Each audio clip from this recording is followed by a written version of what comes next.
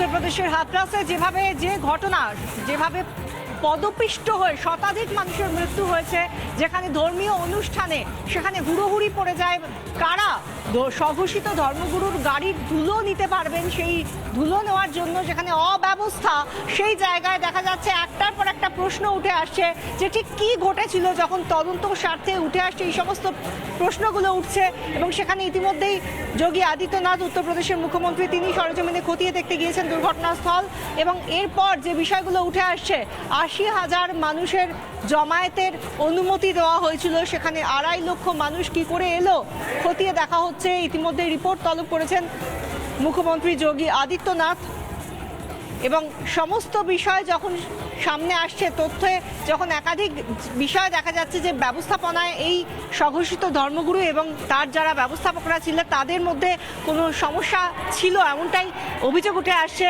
এবং তারা কোথায় এই স্বঘোষিত ধর্মগুরু সেই বাবা সাকার সে কোথায়, সেই নিয়ে যখন প্রশ্ন উঠছে ৮ জায়গায় ইতিমধ্যেই তল্লাশি চালানো হচ্ছে ইউপি পুলিশের তরফ থেকে। সেই সঙ্গে যারা ব্যবস্থাপনার দায়িত্বে ছিলেন তাদেরও খোঁজ চালাচ্ছে পুলিশ। ইতিমধ্যেই আর্থিক সাহায্য ঘোষণা করা হয়েছে উত্তরপ্রদেশ প্রশাসনের তরফ থেকে। যারা মৃত তাদের পরিবারের জন্য ইতিমধ্যেই আর্থিক সাহায্য ঘোষণা করা হয়েছে এবং শনাক্ত করার চেষ্টা করা হচ্ছে। যেভাবে লাফিয়ে লাফিয়ে বাড়ছে মৃতের সংখ্যা, ইতিমধ্যেই প্রায় ৩২ জন মানুষ তারা আহত, সংখ্যাটাও বাড়ছে সেক্ষেত্রে, এবং মৃতের সংখ্যাও বাড়ছে ১২১। এখনো পর্যন্ত যা জানা যাচ্ছে ১২১ জনের মৃত্যুর তথ্য উঠে আসছে এবং তাদের মধ্যে যারা রয়েছেন তাদের শনাক্তকরণের কাজও চলছে। সব দিক থেকে এত বড় একটা দুর্ঘটনা, প্রাণঘাতী দুর্ঘটনা কি করে ঘটলো তা নিয়ে বারবার প্রশ্ন উঠছে এবং সেই নিয়ে ইতিমধ্যেই আমরা দেখেছি দুর্ঘটনাস্থলে পৌঁছে গিয়েছেন মুখ্যমন্ত্রী যোগী আদিত্যনাথ। সেখানে গিয়ে এই ঘটনা কিভাবে ঘটেছে, যেখানে থানা থেকে মাত্র ৫ কিলোমিটার দূরে ৮০,০০০ লোকের জমায়েতের অনুমতি দেওয়া হয়েছিল থানার থেকে, সেখানে ২.৫ লক্ষ মানুষ কি করে গিয়ে পৌঁছলো, কি করে জমায়েত করলো, সেই নিয়ে প্রশ্ন উঠছে। এবং কেন থানা থেকে নজরদারি রাখা হয়নি তার রিপোর্ট তলব করা হয়েছে। ইতিমধ্যেই ভারতীয় ন্যায় সংহিতা ২০২৩ অনুযায়ী ১০৫, ১১০, ১২৬-এর ২, ২২৩ এবং ২৩৮ ধারার অধীনে এফআইআর দায়ের করা হয়েছে। স্বঘোষিত ধর্মগুরু সৎসঙ্গে দুর্ঘটনা, ভোলে বাবার গাড়ি সৎসঙ্গ থেকে বেরোনোর সময় এই দুর্ঘটনা ঘটে। এই স্বঘোষিত ধর্মগুরুর ভিড়, পায়ের ধুলো নিতে ভক্তদের মধ্যে হুড়োহুড়ি। ঠিক কি হয়েছিল এই স্বঘোষিত ধর্মগুরুর সৎসঙ্গে, যেটা আমরা বলছিলাম যেখানে ৮০,০০০ মানুষের জমায়েতের অনুমতি দেওয়া হয়েছিল থানার তরফ থেকে, সেই জায়গায় ২.৫ লক্ষ মানুষ চলে আসে। তার মধ্যে যেটা জানা যায় যে একটা ঢালু জায়গা দিয়ে যাতায়াতের জন্য রাখা হয়েছিল। যখন স্বঘোষিত বাবার যিনি ধর্মগুরু তার গাড়ি যখন বেরিয়ে যায় এই সৎসঙ্গ থেকে, এই আশ্রম থেকে যখন বেরিয়ে যায়, তখন মানুষ যারা উপস্থিত ছিলেন ২.৫ লক্ষ মানুষ, তাদের মধ্যে হুড়োহুড়ি পড়ে যায় কে গিয়ে আগে সেই স্বঘোষিত ধর্মগুরুর গাড়ির ধুলো মাথায় নিতে পারবেন, সেই নিয়ে গাড়ির ধুলো নিতে ভক্তদের মধ্যে হুড়োহুড়ি পড়ে যায়। সেই অবস্থায় একজন আরেকজনের ওপর পড়ে যায়, এভাবেই প্রচুর মানুষ শুধুমাত্র পদপিষ্ট হয়ে প্রথমত আহত হন। এরপর দেখা যায় যে গোটা বিষয়টি আরো বড় আকারে যাচ্ছে। সেই জায়গা থেকে ঢালু জায়গা দিয়ে পড়ে যান অনেকেই এবং পড়ে একে অন্যের ওপর পড়ে যান। সেই জায়গা থেকে আরো বেশ কিছু তথ্য উঠে আসছে, অনেকগুলো বিষয় উঠে আসছে। সেই জায়গা থেকে উঠে আসছে যে কি ঘটেছিল সেই সমস্ত বিষয়টা এখন আরো ডেপথে আলোচনা করবো। আমাদের সঙ্গে কিশলয় রয়েছেন। কিশলয়, একটার পর একটা তথ্য উঠে আসছে। ঠিক একটার পর একটা তথ্য উঠে আসে বিশাখা, এবং তারই সঙ্গে সঙ্গে সবচেয়ে গুরুত্বপূর্ণ হচ্ছে এই যে বাবার কথা বলা হচ্ছে, নারায়ণ সাকার বাবা, ইনি যে মুহূর্তে দাঁড়িয়ে সেখানে ভক্তরা তার দিকে গাড়ির দিকে এগিয়ে যান, সেই সময় কিন্তু এই ঘটনায় এড়ানো যেতে পারত।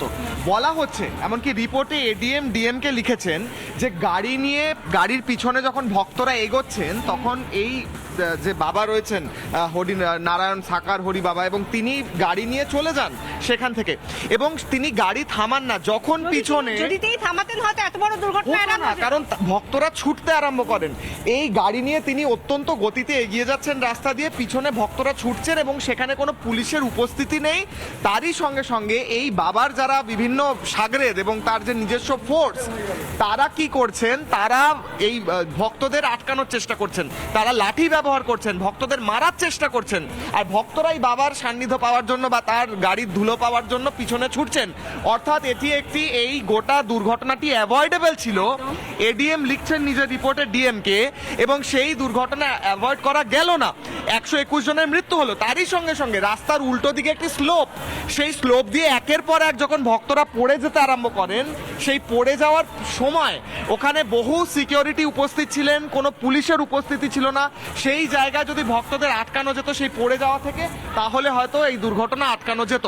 এখন পর্যন্ত 121 জনের মৃত্যু হয়েছে আর 31 জন আহত রয়েছেন বলে খবর পাওয়া যাচ্ছে। এটা হচ্ছে লেটেস্ট আপডেট।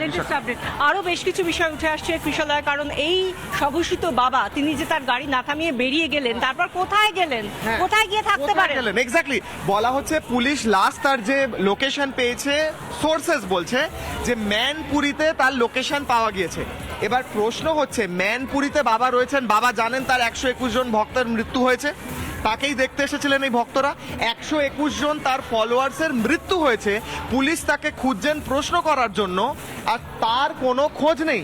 তার সাগরেদের কোনো খোঁজ নেই যার নামে কেস হয়েছে, তাদের কারুর কোনো খোঁজ নেই। তাহলে প্রশ্ন উঠছে, তিনি যদি নির্দোষ থাকেন, তিনি যদি মনে করেন তার কোনো দায় ছিল না, তাহলে তিনি কেন এই মুহূর্তে পুলিশের সামনে এসে বক্তব্য রাখছেন না যে আমার কোনো এতে ভূমিকা নেই, আমরা সম্পূর্ণ ব্যবস্থা নিয়েছিলাম, তাও এমন ঘটনা ঘটে? এটা হচ্ছে প্রশ্ন।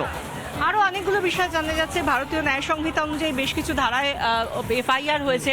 এই স্বঘোষিত ধর্মগুরুর নামেও কি এফআইআর হয়েছে? কিছু কি তথ্য রয়েছে? দেখো বিশাখা, লেটেস্ট আপডেট যেটা আসছে, যে এফআইআর, প্রাইমারি এফআইআর করা হয়, সেইটি এনার এক অ্যাসিস্ট্যান্টের নামে, এক সাগরেদের নামে, অর্থাৎ ব্যবস্থাপনার দায়িত্বে যে ছিল। হ্যাঁ, ব্যবস্থাপনার দায়িত্বে যে ছিল, নামটা একবার আমি দেখে নেবো, কিন্তু ওনার নামে এফআইআর হয়েছে। কিন্তু এই বাবার নামে দুটো মামলা ইতিমধ্যে স্পন্টেনিয়াসলি দায়ের করা হয়েছে, যদিও এফআইআরে এই বাবার নাম নেই। এই বাবার নামে এফআইআর নাম না থাকলেও এনার গোটা ইনস্টিটিউশনের নামে এবং এনার সাগরেদের নামে এফআইআর ইতিমধ্যেই হয়েছে। প্রশ্ন উঠছে দুটো বিশাখা। এক হলো 85,000 মানুষের ওখানে আসার অনুমতি ছিল, কিন্তু ওখানে এলেন 2.5 লক্ষ মানুষ। তুমি বুঝতে পারছো, এই নিউজ রুমে ধরো 100 জন বসতে পারে, আর আমি সেখানে 1000 মানুষকে বসালাম, তাহলে এখানে চেয়ার, এখানে টেবিল, এখানের হাঁটা চলা করার জায়গা, সমস্ত কিছুতে প্রবলেম হবে, মানুষের ধাক্কা খাবে একে অপরের গায়ে। এবং আরেকটা ভূমিরূপটাকেও মনে রাখতে হবে, ঢাল ছিল। সেখানে এই আটকানোর দায়িত্ব তো পুলিশের ছিল। যেমন এখানে যদি 100 জনের জায়গায় 1000 জন আসে, তাহলে এখানে অ্যাডমিনিস্ট্রেশনের দায়িত্ব হবে তাদের আটকানো, যে এখানে এই এতজন মানুষকে সাপোর্ট করার জায়গা নেই। সেখানে পুলিশ কেন ছিল না প্রশ্ন। সেখানে পুলিশ না থেকে এই বাবার পার্সোনাল ফোর্স, হরি সাকার নারায়ণ বাবার পার্সোনাল ফোর্স, তার সৎসঙ্গ, তার একটা নিজস্ব সৎসঙ্গ তিনি করেছেন, সেখানে পার্সোনাল ফোর্স, এদেরই বা আইনি ভিত্তি কি?